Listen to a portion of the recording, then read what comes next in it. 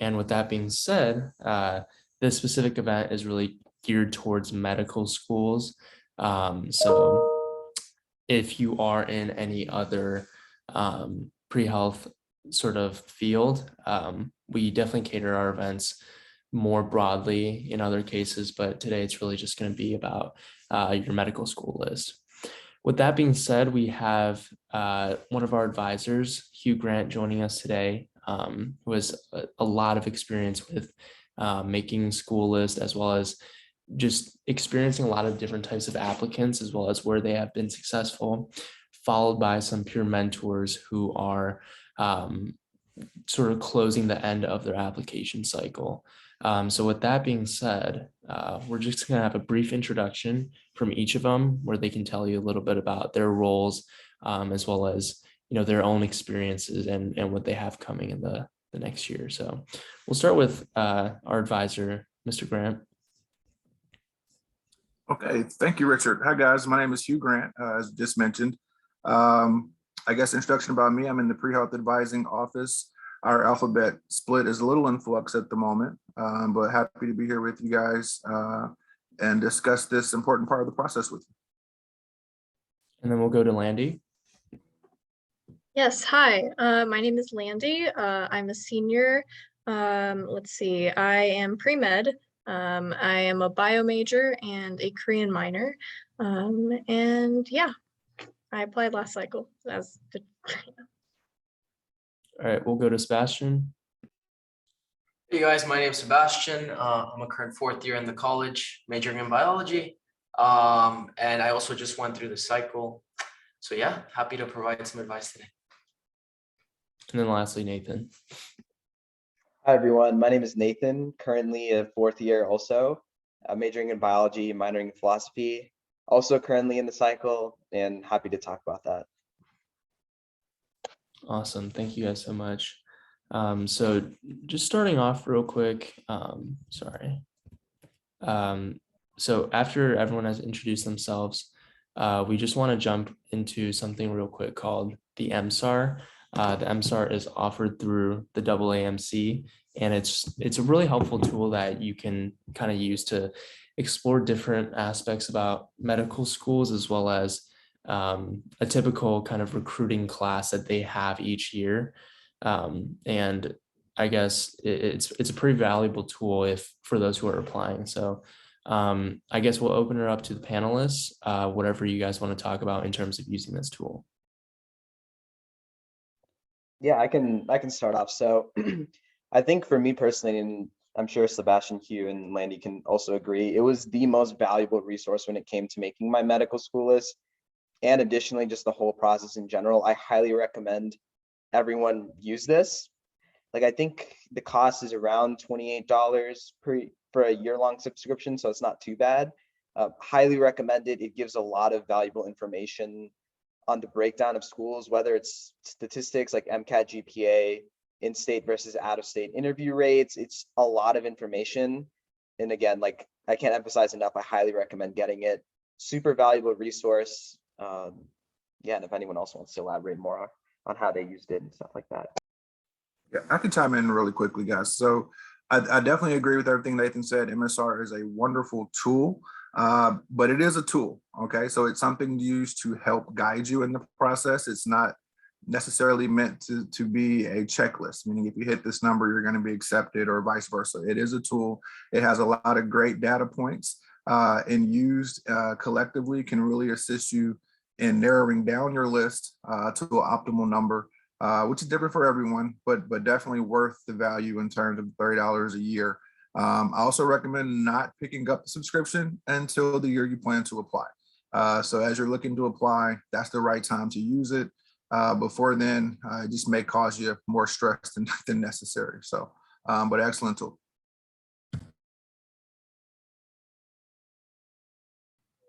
Yeah, I can also kind of add on. It's definitely, can I pull up an example? Is that okay? Yeah, definitely. Okay, I can share my screen then if you don't mind. Let's see. Okay, so this is the MSAR. Basically, it is just a list straight up of all the medical schools. I believe it's just in the United States, right? But basically any medical school you want to search, like at least in the United States, it'll be here. So let's type Emory, for example. So here's Emory. You can click on it. You can also do, filter out whatever you need to do. And it just tells you all the statistics from at least in the last couple years, if not just the most recent statistics that they have.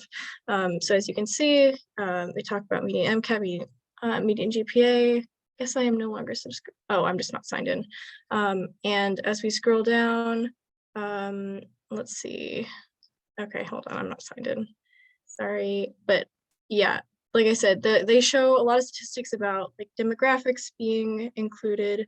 What else? The number of applicants, the number of people they interview, like both out of state and in state, which are some of the most important statistics that you'll look at, as well as like, stats for MCAT, GPA, what kind of activities people are doing as they go in.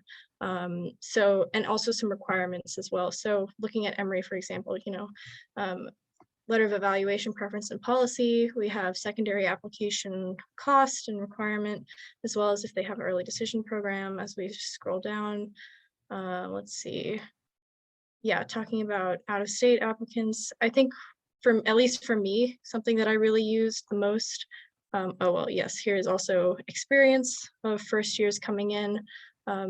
And something that I used the most was, let's see here. So like I said, this tells you like matriculation data for your first year class. So looking at your in-state column and your out-of-state column, a lot of schools will have biases towards whether they accept more people from in-state or more people from out-of-state. And that's really important to look at, especially as you're looking at schools that are out of state. So like you can look at the percent interviewed for each of that, as well as just in general, like how many people matriculated. So yeah, I don't know if anyone else wants to add on to how they use this, but. Let me just add one more thing, Landy. If you could keep scrolling, have your screen shared to the map. Yes. Right there. This is also a pretty good tool. You look at the in-state and out-of-state characteristics, but what this map will show you is the representation of where the out-of-state students came from. So as you're looking, we'll talk about this, I'm sure, at some point. My advice is always look for schools that are looking for you. So that's part of the criteria as well. So as you look at the map for individual schools, you would prefer to be in the shaded region for that school as your home state. Even if the school is a school that accepts out-of-state students at a high percentage, you also want to be within the states that particular school accepts out-of-state students traditionally as well. Just another little added tidbit in that as well.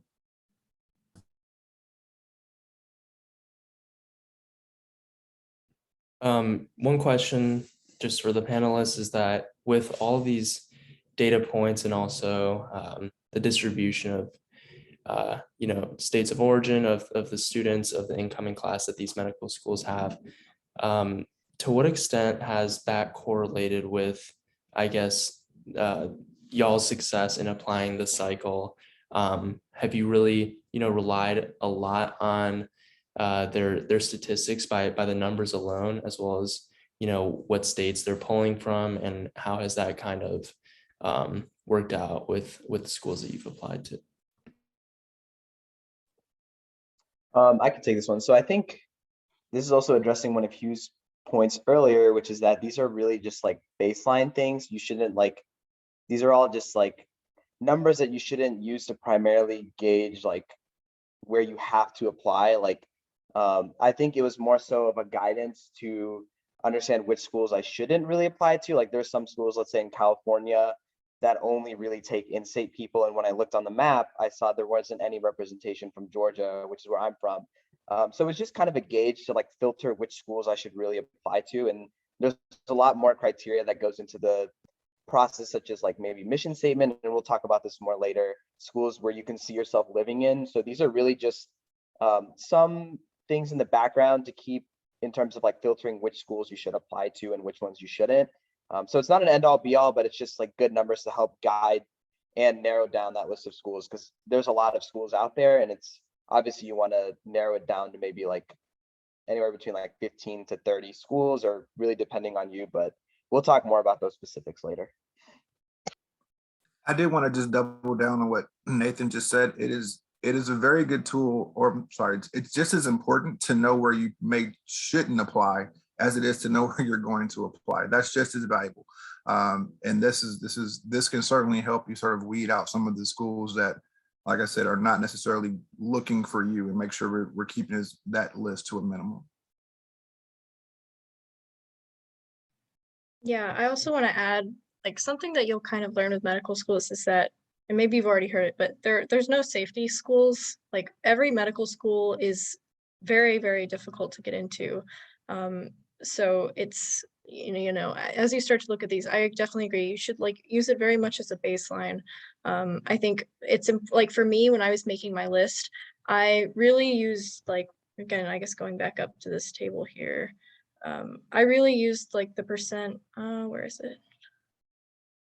Yes, I really used like the percent of people interviewed to kind of base my decision, like, or as kind of a factor. So if that like percent interview for out of state was just like insanely low, like below 5 to 6%, then that was maybe something to say, okay, this is probably going to be a reach for me, no matter like how good your scores are. It's, it's going to be really tough to get into this school.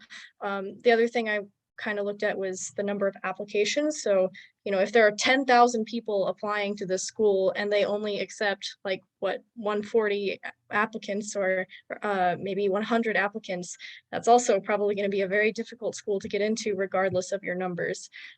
So that's definitely something, like, you don't want to apply to too many of those, I don't think, but just something to kind of keep in mind as you're making your list. Awesome. Thank you guys so much. I guess just kind of moving on a little bit, just to the next hot topic is that these kind of programs and these institutions will be places that, students will be staying the next 4 years of their lives, and for the majority of those 4 years. How has location played a role in your decisions to apply to certain schools? And also, maybe how has, I guess, like second look days maybe influenced those decisions when it comes down to, deciding where you want to go if you, were accepted to multiple programs? And then anything else you want to add on to that?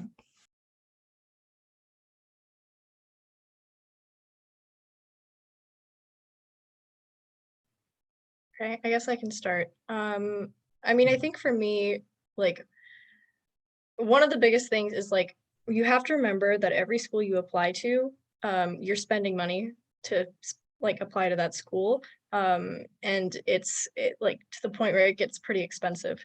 Because not only are you paying for the primary application to send a primary app to that school, you also pay again for the secondary application. And it's not cheap. So you really want to make sure that you're only applying to schools that you would actually go to. So if you're somebody who, hates really cold weather, you probably shouldn't be applying to like northern schools, because you're going to be miserable for 4 years every winter. So like for me, thinking location wise, I prefer to stay closer to home. So I'm from Georgia, so around the southeast is largely where I like focused my list. But I also like wouldn't mind being in the northeast, or I wouldn't mind being like on the west coast. So that's kind of where I aimed my like school choices. I think in terms of second look days, second looks happen once you are accepted, or sometimes if you're waitlisted to a school, they'll allow you to come do a second look at that school. I think this year, it hasn't really been happening as much just because of like COVID and everything. I've had some virtual visits, but I've also been able to like go to like one of the schools that I was waitlisted for. And it's definitely helpful to get kind of a feel for like the area that you're going to be living in and like the school itself. So, I think it's very important to like be doing that, and, making sure that you're happy with where you decide to go.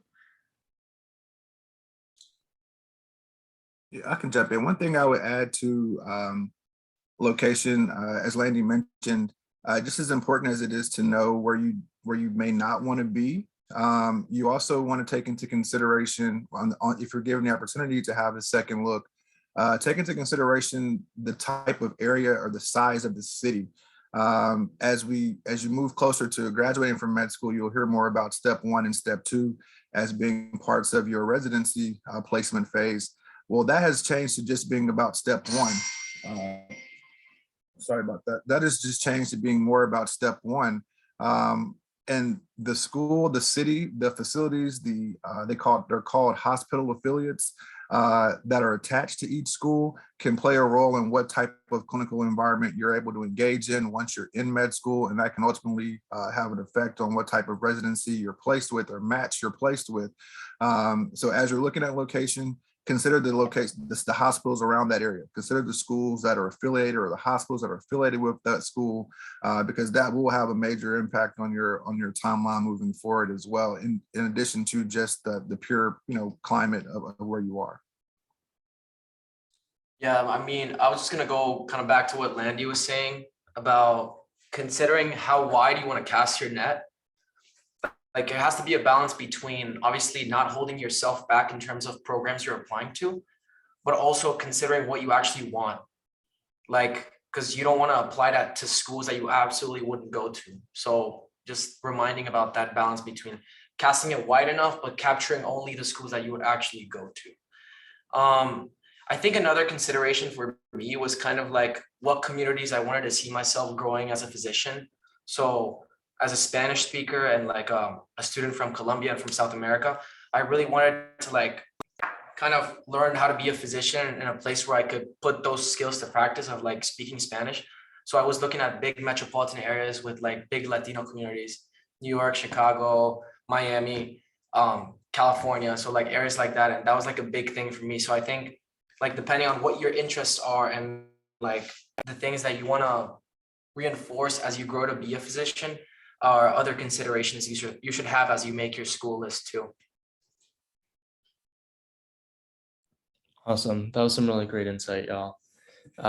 We'll move on to the mission statement. So I think an underrated aspect of medical school applications is the mission statement. And what I mean by that is medical schools, when they are recruiting and accepting applicants, they're looking for people who are able to adequately and thoroughly represent their mission statement as an entire class of students.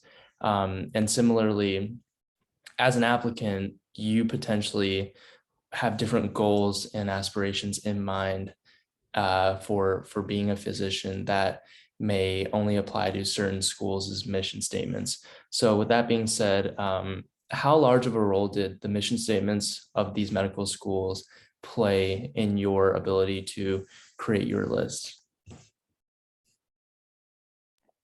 Yeah, I can start off here. So I think for me, and everyone's process of narrowing down their list varies. For me, mission statement was kind of the last step that I looked at when I was narrowing it from like a solid handful of schools to that couple that I really wanted to go to. And I think it's important to realize that everyone has their own strengths and weaknesses, and it's important to look at those schools with the mission statements that really speak to your strengths and the things that you're interested in. So when I went through the schools that I was interested in, I looked through their mission statements. Some of them sound very similar, I will say, so it could be hard to just use that to gauge where you want to go, but it's certainly an important factor to consider.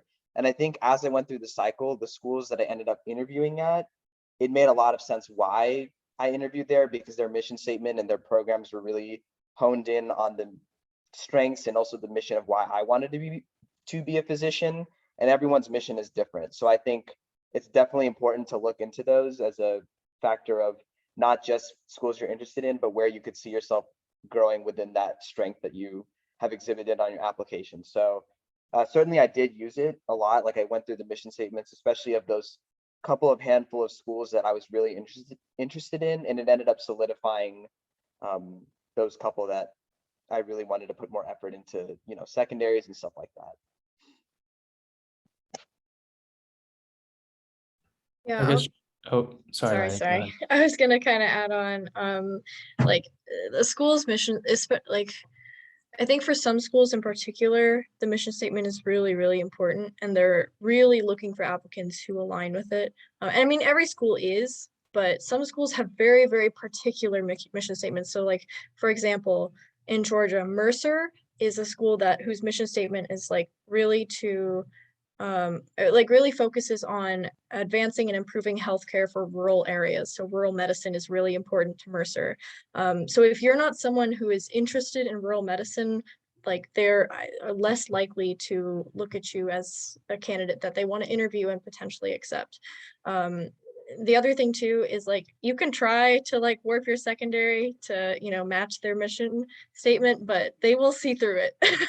So Mercer would be able to tell if you're not actually interested in rural medicine, because they can look at your activities and they know. So like the best thing to do is, you know, stick with whatever like what your goal is. Like look for schools that align with your goals and your mission statement, with your mission, and like your interests, and that I think that will result have the best results for you.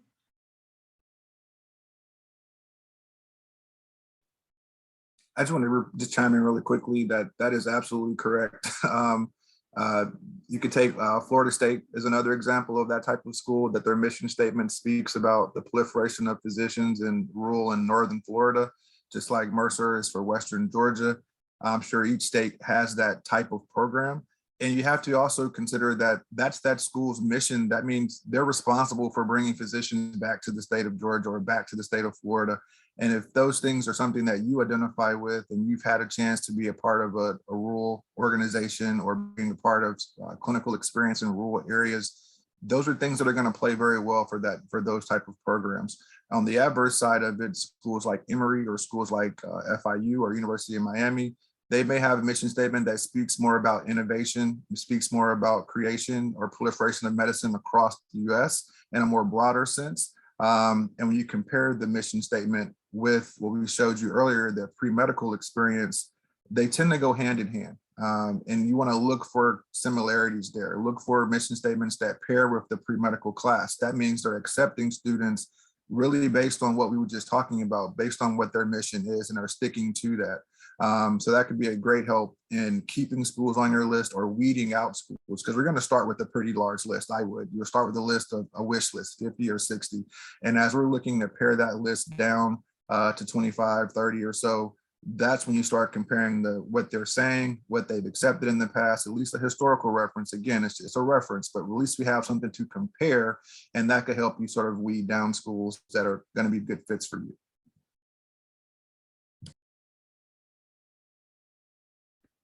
Sounds great.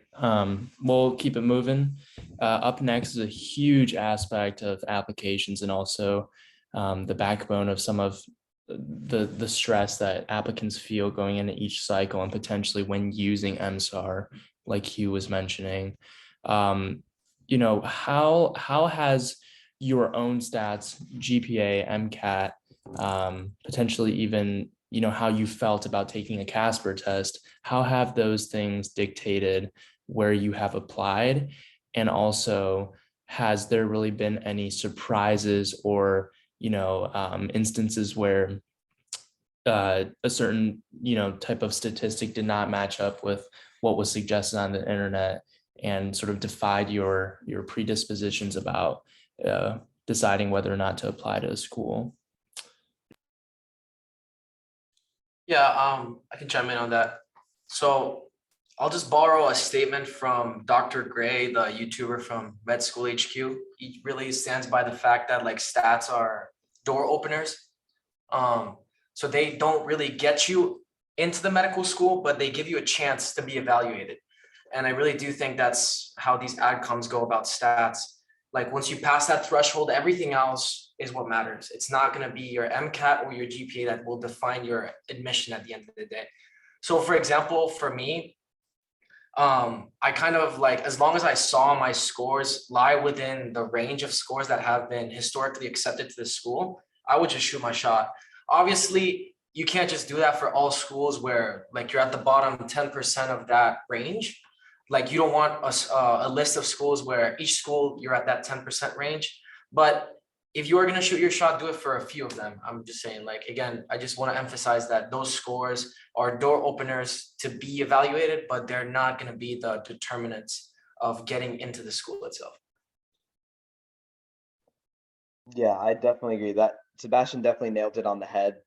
Definitely, I would characterize it the same after going through this cycle. It is a door opener, and it really depends on the person. But similar to what Sebastian was saying, I kind of use the 25th to 75th percentile as kind of a gauge to, okay, that could be a place where I shoot my shot. And I like the phrase shoot your shot because even if you're in the 75th percentile, there's no guarantee that that'll guarantee you an interview or anything like that. It's just a shot to get into the door. So whether you're in the 25th or 75th percentile, just kind of use that as a gauge to say, okay, I can shoot my shot.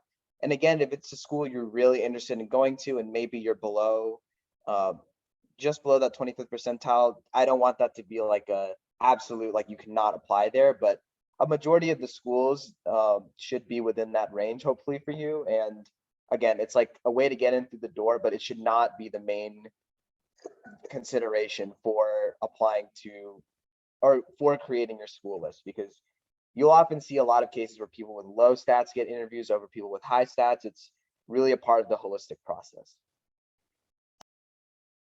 Yeah, I'll kind of add on as well. Something I think we've really learned over like the course of this application cycle has been just like, if you try to apply logic to who gets in based off of stats, like you're not going to be able to come up with anything, or like who gets interviews based off of stats. It doesn't make sense and that's because it's a holistic process. They're not just looking at the numbers that you have, they're also looking at like everything else that you have, what you want, why you want to be a physician, all of that. So if you again, like Nathan was saying and like Sebastian was saying as well, as long as you're above, like they have their threshold, as long as you're above that threshold, they're considering you as an applicant. And somebody who has like 1 point difference in the MCAT, like having 1 point difference in the MCAT or however much difference is really not going to make a big, like it's not going to change much between how those applicants are considered.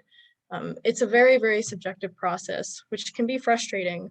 But the sooner you understand that, I think the less anxiety you'll have about it, just because it's good to kind of go into it with just like an open mind that wherever you get in, like that's where you get in, and even one is good enough, because that's just how difficult this process is.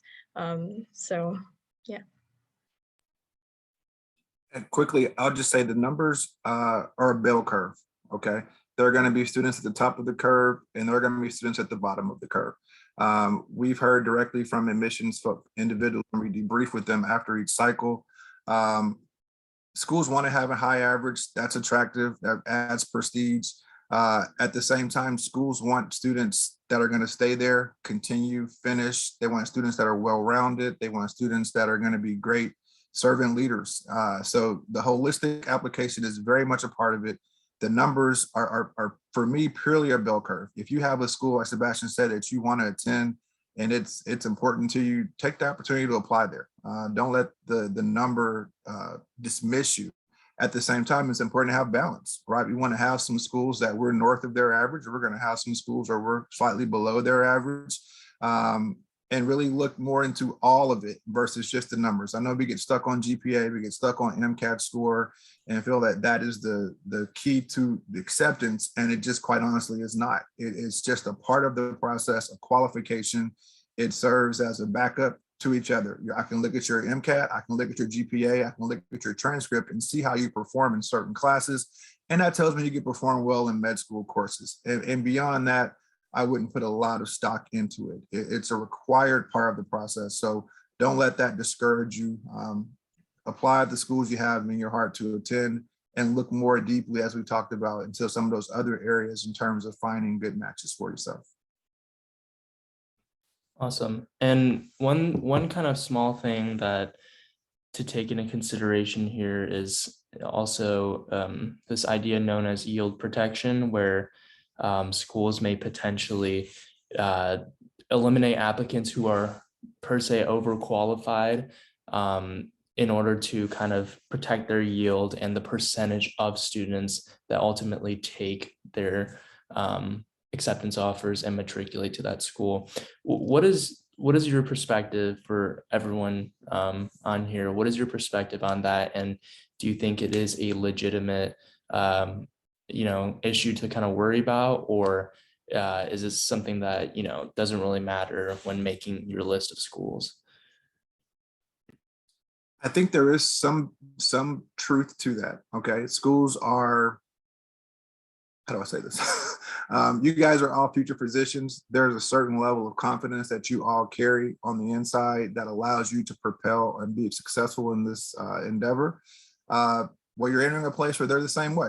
They also have a certain level of confidence, and they want students to want them. No one wants to feel like they're not wanted. So there will be some schools, and we have a large spectrum, that if they feel the student may not want to attend there or may not be seriously considering coming there, that they're going to protect themselves and protect that figure because they're competitive as well with other like programs. That may have some truth to it, yes. For the applicant perspective, though, I don't think we can factor that into our list. I think we have to solely look at what we have control over. And that's where you're from, what you excelled in, what your holistic application was, what type of growth did you have over your 4 years or 3 years of undergrad, what kind of experience do you have in clinical experience, and how that matches and mirrors their expectations. That to me has to be your focus, because we would get lost if we're worrying about being overqualified or something like that. So yes, in truth, it may have a reality in some places, absolutely. But that could be the same thing said about your geographic location. They may not be accepting students from that particular area. They may be looking for a larger number of bilingual students. Schools have their preferences based on their geography and their particular platform, and that's going to change as seasons change. That's never going to be consistent. So we have to focus on what is consistent, which is yourself, your performance, and making sure your list is balanced. That is the main theme I want everyone to take out of today, is that you have balance in your list.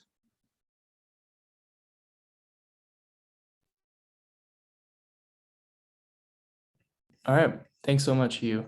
With that being said, I think we can transition over to Oh, Richard, yeah, one quick second. I wanted to add on one more thing, and sure.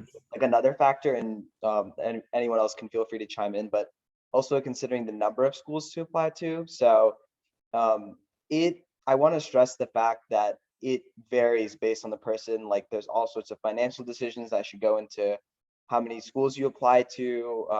Maybe if you're considering like all these factors, maybe if you like want to apply to more competitive schools, you might add more.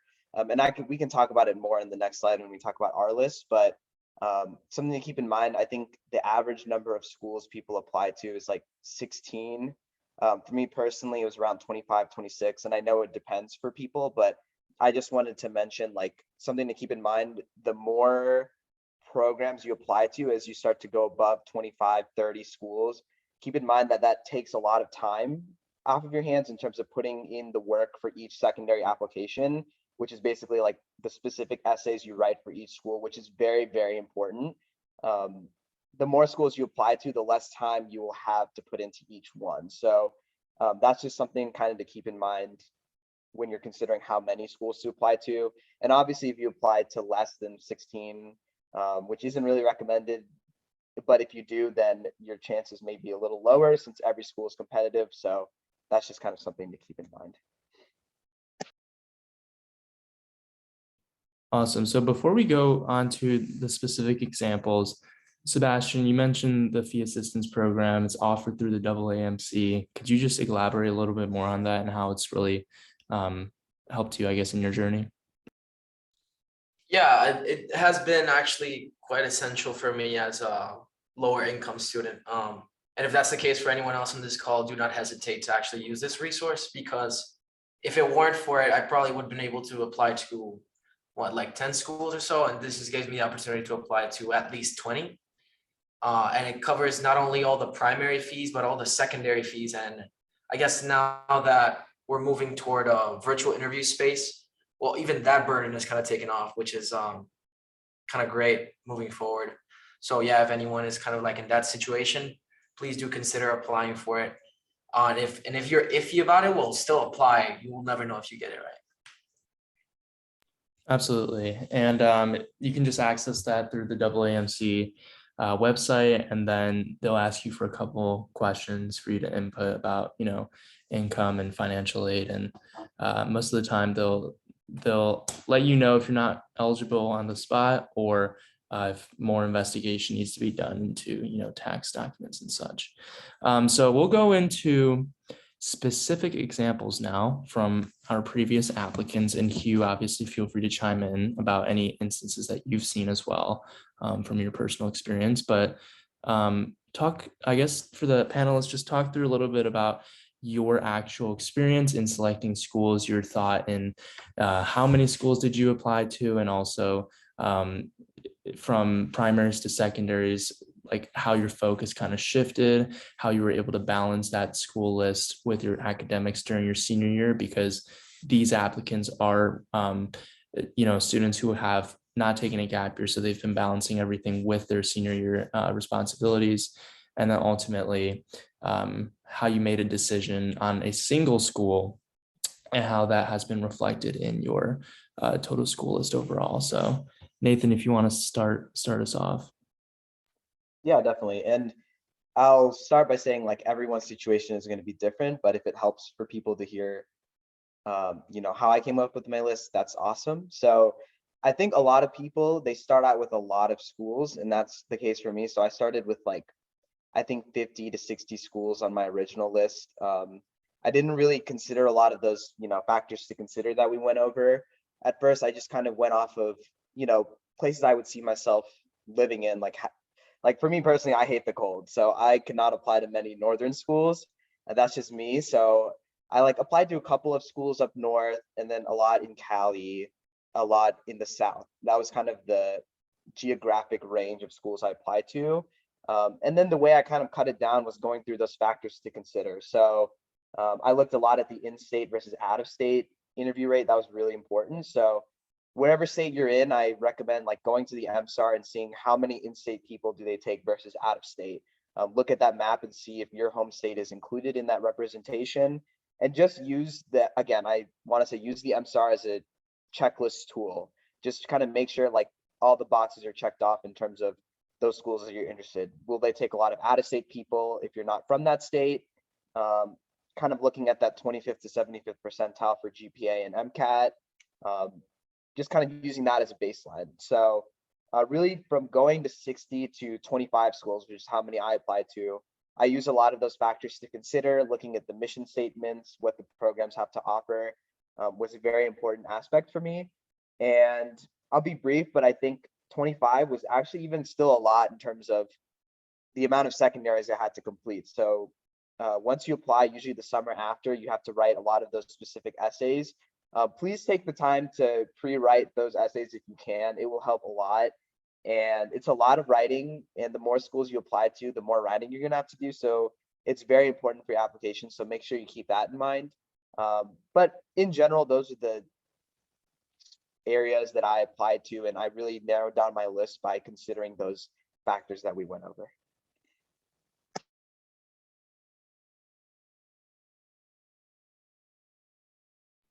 Landy, if you want to follow that up.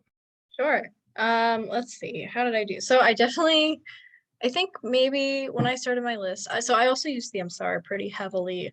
And like I was saying, I've focused largely on that out of state percent interview rate, as well as the number of applicants to really focus in on what I wanted, or on which schools I wanted to apply to, as long with what location I wanted to be in, and kind of what I wanted out of the school. So, I applied to, I'm from Georgia, so almost every school in Georgia, that was first things first, because the in-state percentages for that are so much higher. For me, I think the percent chance of me, based on those stats, percent chance of me getting an interview was in the 30s versus being like in the single digits for literally almost for like a large number of other schools on my list. So I kind of tried to keep it even, you know, also like going kind of based on stats, like like Hugh was saying, trying to get a balanced array of schools that were, you know, some applying to some higher end schools or higher like MCAT or GPA schools, and as well as applying to some lower end, and just trying to keep a balance. So I ended up applying to 27 total schools. And then secondaries hit. And let's see, so that summer I was pretty busy. I was taking a class, you know, running some clubs and things. And definitely, like Nathan was saying, pre-write your secondaries, because I didn't. And I got burnt out around 22. So I didn't complete 5 of my secondaries. So I ended up applying to 22 schools. So yeah, the thing I'll say about that is like, you got to kind of base it on, I mean, it's really tough to get into medical school. Like, that's the bottom line. If you want to apply to more schools, again, that's up to you. But know that it is going to be a lot more work, and you need to like be prepared to, you know, make sure that you can complete that if that's what you want to do. So yeah, I guess total 22. And yeah, I think, is there anything else I needed to include? That's about it. And also, I guess like how what was the experience like during like this past year with like secondaries and potentially interviews? Yeah. So I mean, so secondaries are an interesting thing. And I see a comment or a question here about asking what it means to pre-write secondaries. So what you can do is you can Google the schools that you applied for, go on Reddit or like Student Doctor Network or whatever. And oftentimes people will have listed the questions that they asked for secondaries, you know, when it like from however many years prior or even the last year or whatever. So, you know, go through, and this is what I did as well.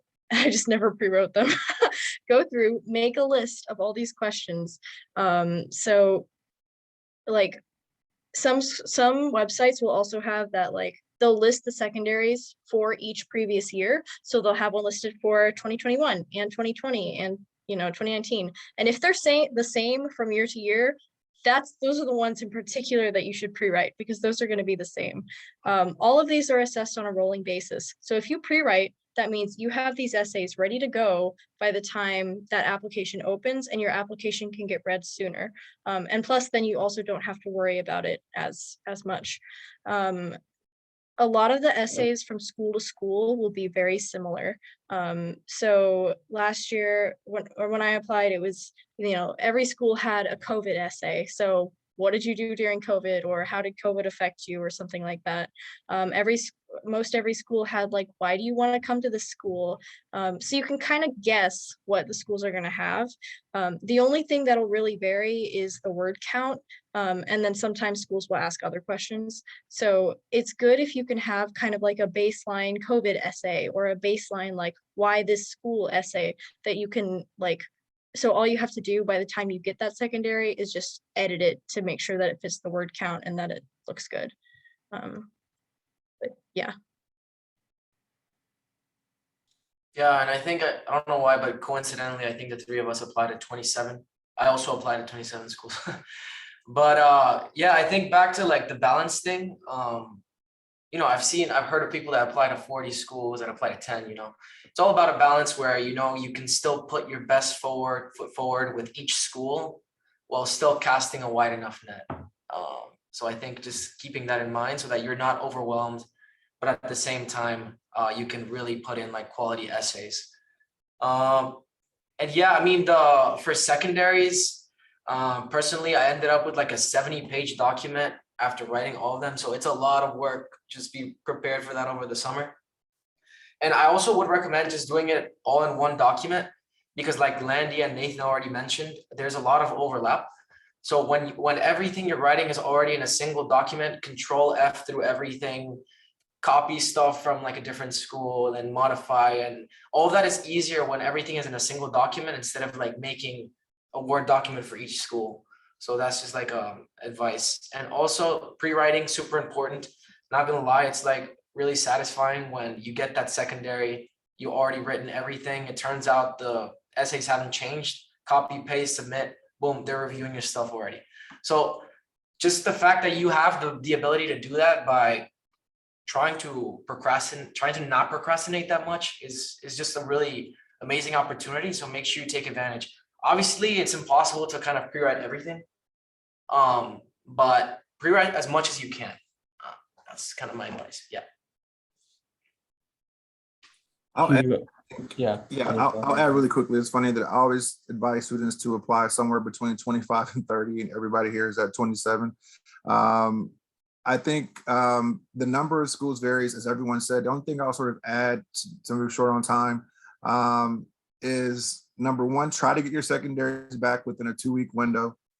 Put that personal timeline on yourself to return those. Pre-write as much as you can. Some things should have an elevator feel to it. You know, why you want to practice medicine, you should have 2 or 3 forms of that. Be thinking about why you want to practice medicine to a smaller school or a school that's in a rural location, why you want to practice medicine to a large school that has 14,000 applications. Be thinking about sort of 2 to 3 different ways to respond to the question, and put that together, put that thought process together yesterday. You know, there's no reason you can't do that.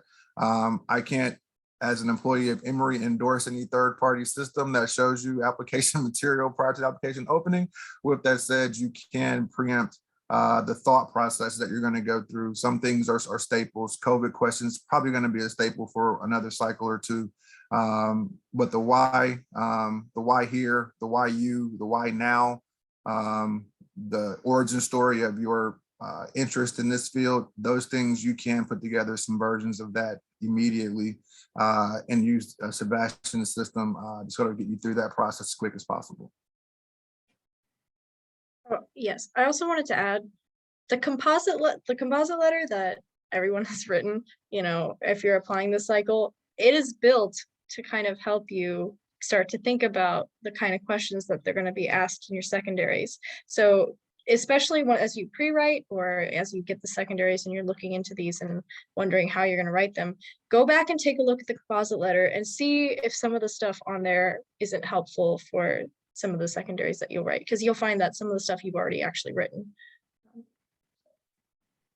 Awesome. And just to wrap things up, let's open it up to the audience with any questions. Just shoot them in the chat, and then we'll just have all the panelists answer as appropriate.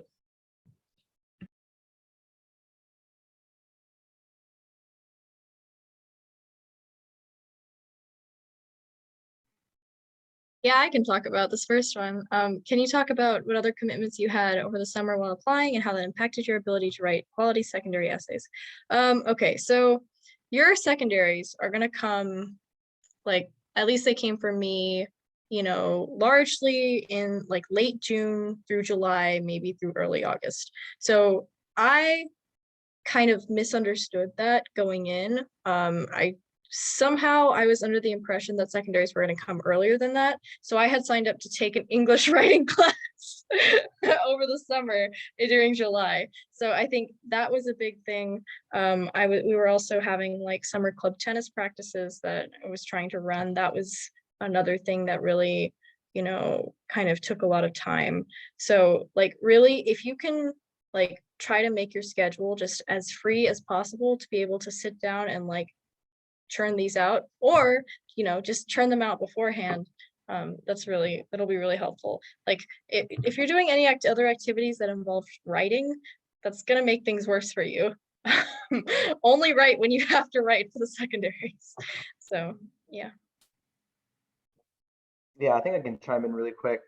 For me, I was actually traveling a good bit in like mid-July, so I kind of had to work around that. But I think the key to it is, like Hugh was saying, set that goal for yourself to submit those secondaries within 2 weeks.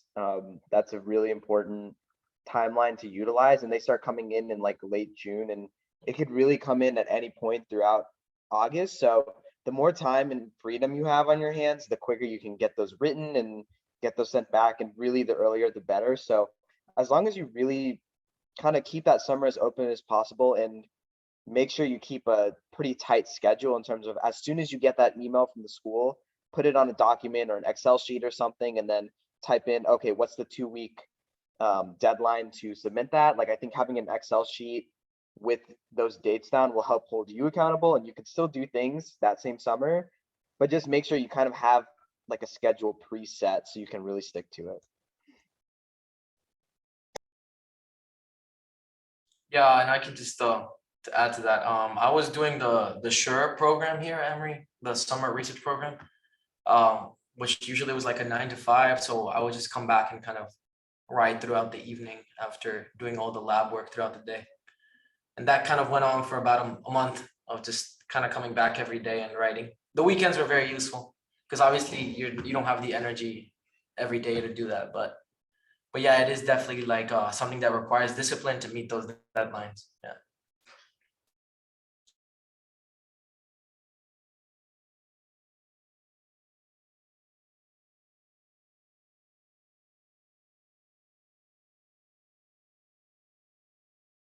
I see this other question in the chat. I mean, I can address it a little bit, at least from my own experience. I had so like I live in Colombia, but I'm a US citizen, so I didn't really have a state of residency until about a year before applying, where I have like family dispersed all over the country. So I kind of had the ability to choose where my state of residency was. But then it depends on the state. Like each state has different legislature with regards to like what it means to be a resident of that state. So for example, I ended up choosing New York because that's like where I wanted to end, like be with family with. And their requirements were like, oh, you have to like live for at least a year, have a driver's license, be registered to vote. So then those conditions are usually kind of checked by the public medical schools that you're applying within that state. But if it's a private medical school, then that doesn't usually do anything because your out of state or in-state students are treated equally, if that helps at all. Yeah, just to also add, I saw that question as well, just speak to it really quickly. You can change your state of residency. That is totally possible, but every state does have its own criteria and process to do so. Some will take a short amount of time as 6 months. Some will take a year or 2 years. But the state that you have a driver's license in, where you grew up, your address, when you apply to Emory, if you're from out of state, that's likely your home state unless you go through the documentation process to change it.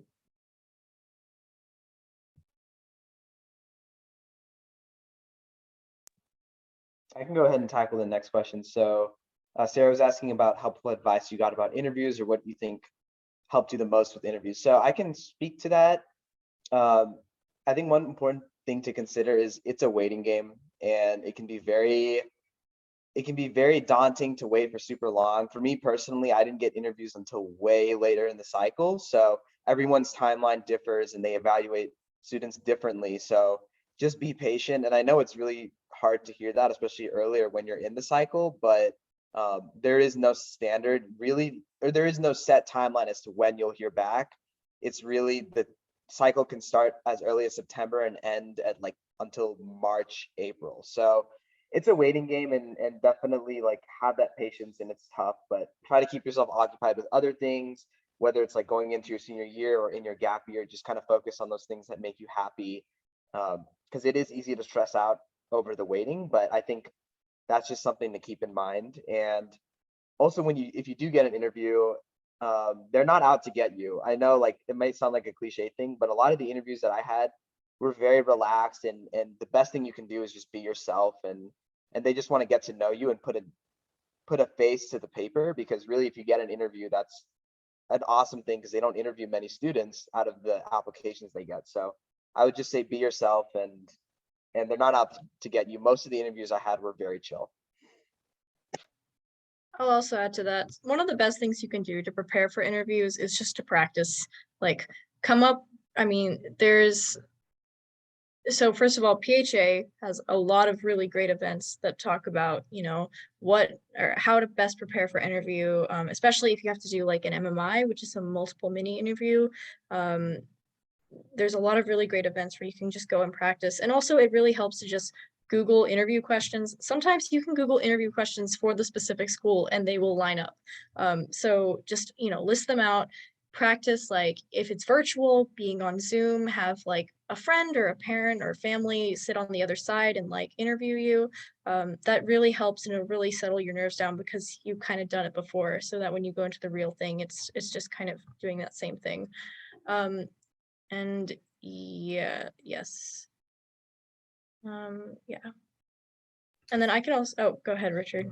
Oh, no, you go ahead first. Yeah, I Lenny. was gonna say for the next question, what are your thoughts on applying to public schools out of state? I mean, most of the time public schools are gonna be biased towards the in-state group. So they're gonna accept very few, if any, out-of-state candidates.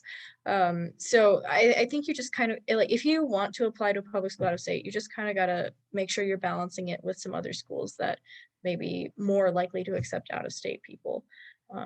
So, I mean, there's definitely, like, not to say don't apply to these schools, but I would say, like, kind of just take it with a grain of salt and maybe don't expect too much. Yeah, I mean, I agree with Landy there. I applied at UNC Chapel Hill as like a New York resident, and I got rejected like a couple of days after submitting the secondary. So I mean, the odds exist. It's just that it's very low. So you don't want to be in a position where you're completely relying on that admission. Yeah, but you still can shoot your shot if you want, right?